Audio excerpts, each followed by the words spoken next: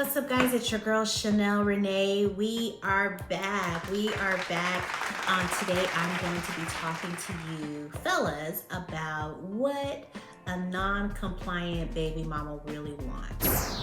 Okay, I received so much feedback over the last couple of weeks about baby mama drama. It's tax season, and you know, a lot of times women act up around the holiday, or not the holiday, the tax season holiday, I guess. And so I just kind of want to share with you a few things that can help you maintain your composure if you are dealing with a non-compliant baby mama. So if this is something that you want to hear more about, stay tuned. Welcome back. We are here to talk about your co-parenting drama. We are here to talk to the fellas about co-parenting drama. Also, ladies, if you find yourself fitting into this category where you have not been compliant with your children's father, you may want to listen to this and really, you know, take some notes so that you can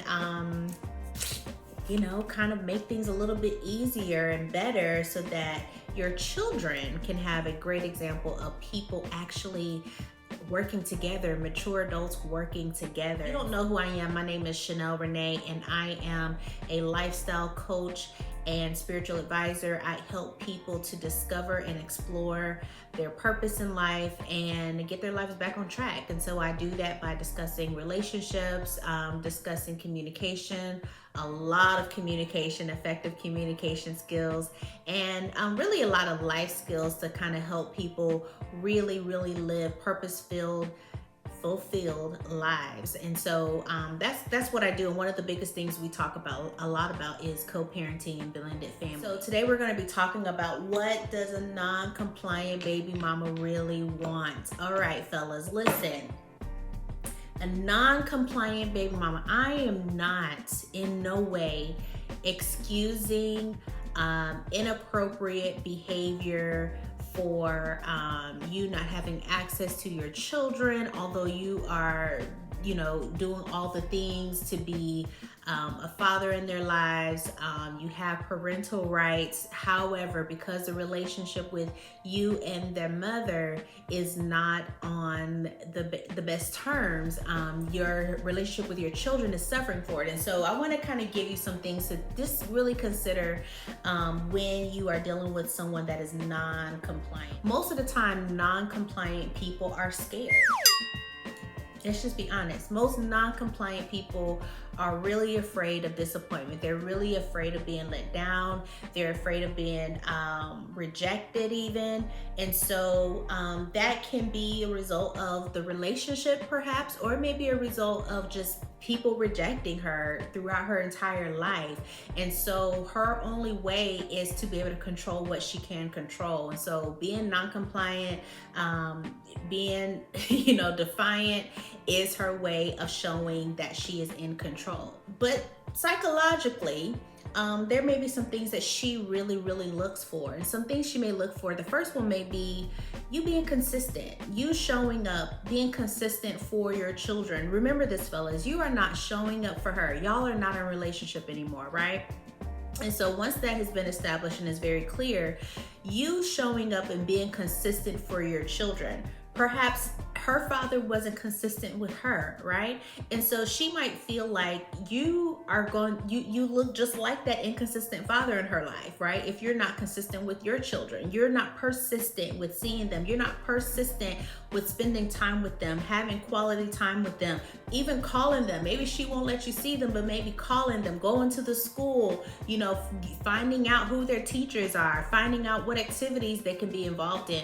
All of that stuff to show that you are committed to this process of parenting is so very important. And so if you are dealing with a non-compliant baby mama, I hate saying baby mama, but that's what it is. It's sometimes when folks aren't being real parents, you might want to go a different route. One of the sayings I always say in settings like this is, it's better to catch bees with honey. It's easier, way easier to catch bees, catch flies, whatever you're trying to catch, with honey than with vinegar. Trying to catch a fly or catch a bee by doing something that continues to disrupt them, continues to irritate them, continues to agitate them, is not going to get them to be compliant. I know that kind of go against the grain of what you're trying to do, but you are not going to get her to do what you need her to do for your children by irritating her. That is not the way to do it. That's the hardest way to do it, okay? The more you irritate her, the more irate she will be. Okay, so, you know, be consistent, show up to the school events, find out their schedules, find out what's going on. The good thing is a lot of times school activities and schedules, all of that stuff they're posted online. Okay, and as a parent, you have access to what your kids have going on. You have those rights. Okay, and so fathers, I want you to know that you have just as many rights as the mother. Okay, society may feel a different way about it, but the reality, legally, you have the same right. If you are being restricted of your rights, then definitely legal action probably needs to take place.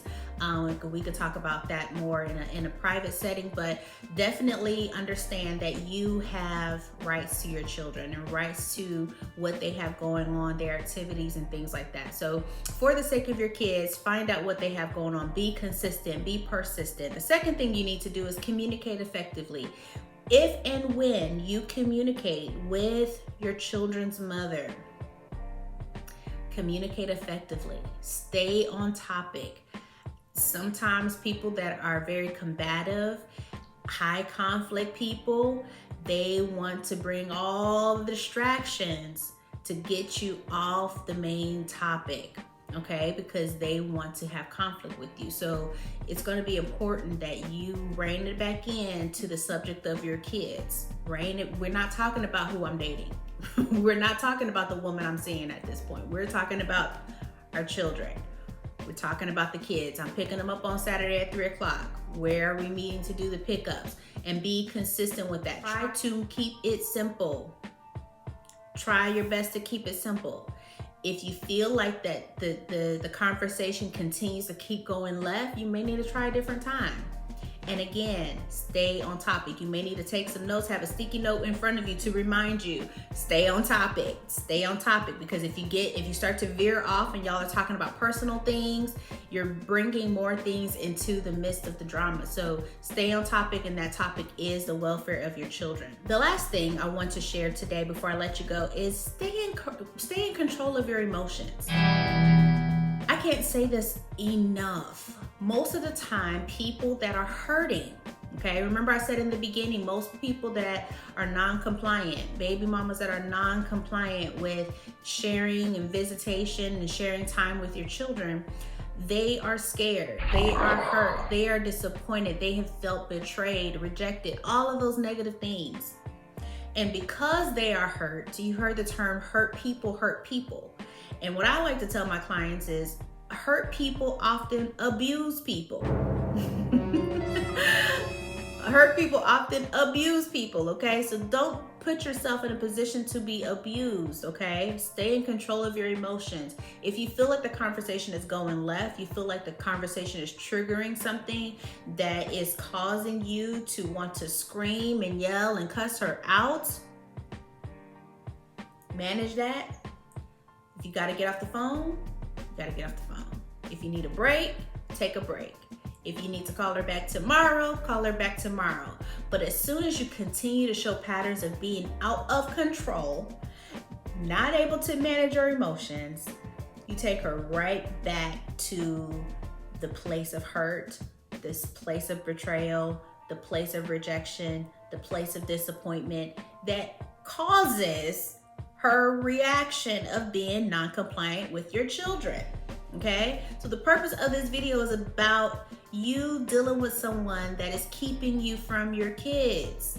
And the goal is to help you be with your kids, to help you be a consistent model in front of your kids, for you have a consistent time with your kids. Again, remember, it's easier to catch flies with honey than with vinegar, okay? And so you being consistent in your actions, communicating effectively, maintaining control of your emotions is the honey.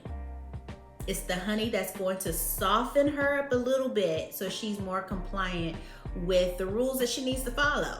Remember, all of these things are things that you can do, non-legal things that you can do. However, in some cases, you may need to take legal action, to make sure that some things are being followed, some orders are being followed. You have some accountability in place to make sure that you can show up for your children and have a consistent relationship with them. And again, that's a case-by-case thing. You definitely can check the links down below to get a consultation with me. I'd be happy to walk you through that, to be on that journey with you. I have seen some tremendous change in the lives of my clients because of some of these things that I'm sharing with you, but also making sure that accountability is in place as well. Even if you have the best accountability in place and she's following the court orders and all of those things, to make life easier, it's important to still be consistent in your actions. Show up for your kids, communicate effectively with that other adult, okay? And then also maintain control of your emotions. There's ways to cry it out, to yell it out, to scream it out, to journal it out, okay? But it is not, let me repeat that. It is not okay to show out like that in front of your kids. It's just not okay, because you are not teaching them maturity, to how to be a mature adult, how to be a mature man. When you're showing out and you are all over the place emotionally, because of your triggers or whatever the case may be. If you can maintain, that's a healthy way of maintaining your own emotional wellness, is to be able to know when to take a break, to know when to be able to hang up the phone and try again tomorrow. That's called maintaining your emotions. That's called emotional wellness. That is called prioritizing your mental health. Okay, men, we all got to do it, not just us women. You have a responsibility to maintain your emotions as well. I hope that this has helped you. I hope that this has given you some things to think about so that you can be the best father that you can be. Your children are counting on you to show up in their lives. Your children are counting on you to show up and be the best male role model that they can ever have. And so it is my desire that you are able to do that. Again, it's your girl, Chanel Renee. I am so happy to share that with you. I'm honored to serve you and help you in any way that I can. Again, check out, there's other links down below that will help you in not only co-parenting, but also in your relationships and communicating, and just in overall purpose, living a purpose-filled life. So make sure you subscribe to the channel to be known and notified of what is going on whenever I'm posting another video or doing another live. You can know when I do that. Have an amazing day, and I will see you all on the next video. Peace.